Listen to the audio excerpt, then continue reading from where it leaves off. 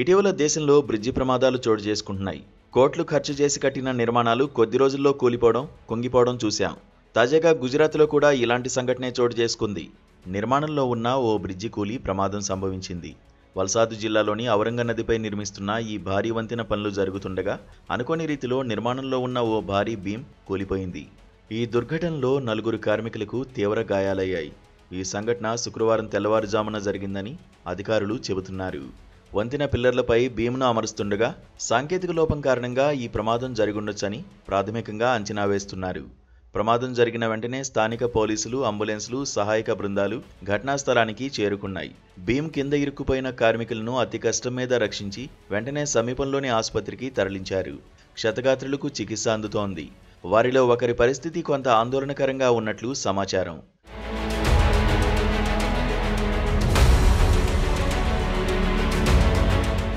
ఈ ప్రమాదంలో 4 కార్మికులు గాయపడిన విషయాన్ని స్థానిక అధికారులు ధృవీకరించారు. క్షతగాత్రులకు మెరుగైన వైద్య సేవలు అందించేందుకు చర్యలు తీసుకుంటున్నామని, వారి ఆరోగ్య పరిస్థితిని ఎప్పటికప్పుడు పర్యవేక్షిస్తున్నామని తెలిపారు.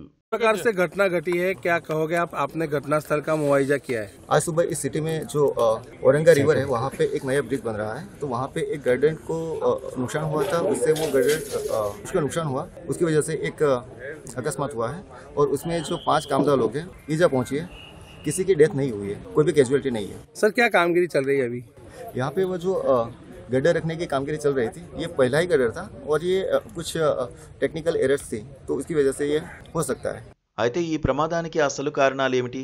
నిర్మాణ సంస్థ నిర్లక్ష్యం ఉందా అనే కోణంలో జిల్లా యంత్రాంగం ఉన్నత స్థాయి విచారణకు ఆదేశించింది. వంతెన నిర్మాణంలో ఉపయోగించిన సామాగ్రి నాణ్యత, భద్రతా ప్రమాణాలను పాటించారా లేదా అనే అంశాలపై ప్రత్యేక బృందం పరిశోధించనుంది. భవిష్యత్తులో ఇలాంటి సంఘటనలు జరగకుండా నివారించడానికి నిర్మాణ సంస్థలకు కఠినమైన మార్గదర్శకాలు జారీ చేయాలని జిల్లా ప్రజలు కోరుతున్నారు. ఈ ప్రమాదం కారణంగా కొత్త ఔరంగ నది వంతెన నిర్మాణ పనులకు తాత్కాలికంగా ఆటంకం ఏర్పడింది. పూర్తిస్థాయి విచారణ నివేదిక వచ్చాకే తదుపరి చర్యలు ఉంటాయని అధికారులు తెలిపారు.